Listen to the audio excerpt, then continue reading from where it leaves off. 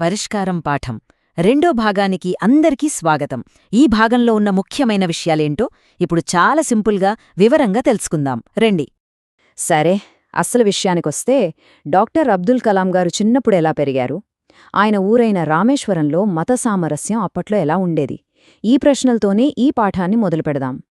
అయితే ఆ ఊరి పెద్దల ఐకమత్యం గురించే మనం ఇప్పుడు మాట్లాడుకోబోతున్నాం. రామేశ్వరం అంత ప్రశాంతంగా ఉండడానికి కారణం అక్కడి ముగ్గురు పెద్దలు. అసలు వాళ్ళెవరు? వాళ్ళు ఆ ఊరిని ఎలా నడిపించారు చూద్దాం. ఆ ముగ్గురు ఎవరంటే, ఒకరు కలాంరారి నాన్నగారు, ఆయనే మసీదుకి ఇమాం. రెండోవారు పక్షి లక్ష్మణ శాస్త్రిగారు, ఈయన రామనాథస్వామి గుడికి పూజారి.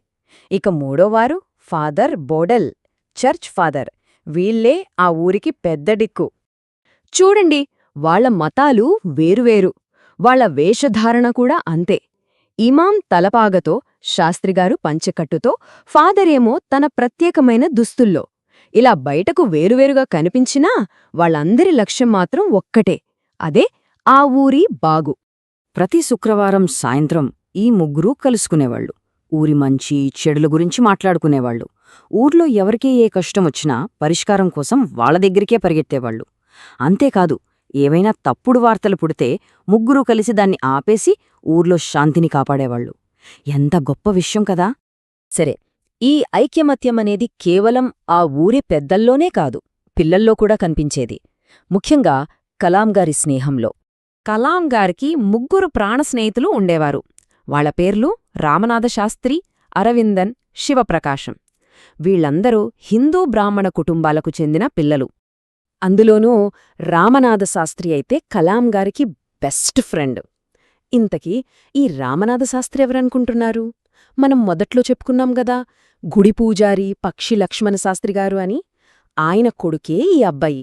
వాళ్ల స్నేహం ఎలాంటిదంటే, స్కూల్లోనూ బయట కూడా ఎటువంటి తేడా లేకుండా కలిసిమెలిసుండేవాళ్లు. వాళ్ల మధ్య మతం అనే మాటే లేదు. కలిసి చదువుకునేవాళ్లు, కలిసి ఆడుకునేవాళ్లు. భేదభావమనేదే వాళ్లకు తెలీదు. సో దీని బట్టి మనకు ఏమర్థమవుతోంది? నిజమైన స్నేహానికి మతం, కులం లాంటివి అస్సలు అడ్డురావు. ఇదే ఈ పాఠంలోని ఒక ముఖ్యమైన సందేశం. సరే, ఇంత మంచి విలువలు వాళ్ళెక్కడ నేర్చుకున్నారు? అదెక్కడో కాదు, కలాంగారు చదువుకున్న ఆదర్శ పాఠశాలలో. ఆ స్కూల్ గురించి, అక్కడి గురువుల గొప్పతనం గురించి ఇప్పుడు తెలుసుకుందాం. ఆయన చదువుకున్నది రామేశ్వరం పంచాయతీ ప్రైమరీ స్కూల్. అదే సముద్రానికి దగ్గరగా ఉండేది. చూట్టానికి పెద్ద బిల్డింగేమీగాదు. పైకప్పు కూడా గడ్డితో కప్పబడి ఉండేది. చాలా చాలా సింపుల్గా ఉండేది ఆ బడి. అలాంటి చిన్న బడిలోనే ఊర్లో ఉన్న దాదాపు 400 మంది పిల్లలు, అబ్బాయిలు, అమ్మాయిలు అందరూ కలిసి చదువుకునేవాళ్లు. అయితే కలాంగారు ఏమంటారంటే, ఒక బడికి పెద్ద భవనాలు, గొప్ప సౌకర్యాలు ముఖ్యం కాదు. ఆ బడిని గొప్పగా మార్చేది అక్కడి ప్రేమగల ఉపాధ్యాయులే. వాళ్లే నాణ్యమైన విద్యకు పునాది అని ఆయన బలంగా నమ్మేవారు.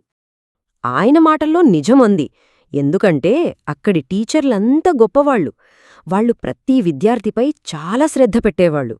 ప్రేమతో పాఠాలు చెప్పేవాళ్లు. ఎవరైనా పిల్లాడు బడికి రాలేదనుకోండి, వెంటనే వాళ్ళింటికి వెళ్ళి ఏమైంది బాబూ అని అడిగేవారు. అంతేనా, మంచి మార్కులొస్తే ఆ సంతోషాన్ని తల్లిదండ్రులతో పంచుకోడానికి కూడా వాళ్ల ఇళ్లకు వెళ్లేంత మంచివాళ్లు. అందుకే కలాంగారు ఎప్పుడూ అనేవారు, నాణ్యమైన విద్య పెద్ద భవంతులతోనూ గొప్ప సౌకర్యాలతోనూ లభించేది కాదు, గొప్ప ఉపాధ్యాయులు ప్రేమతో చెప్పేదే మంచి చదువు.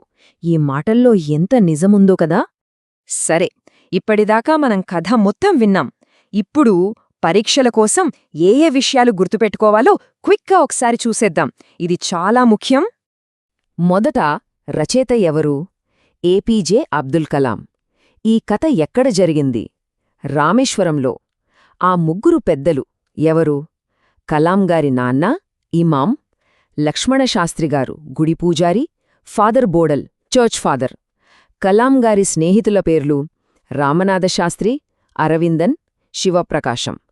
ఇక ఈ పాఠం మనకిచ్చే ముఖ్య సందేశాలు 2. 1 మత సామరస్యం, 2 మంచి ఉపాధ్యాయుల విలువ. ఇవి తప్పకుండా గుర్తుంచుకోవాలి.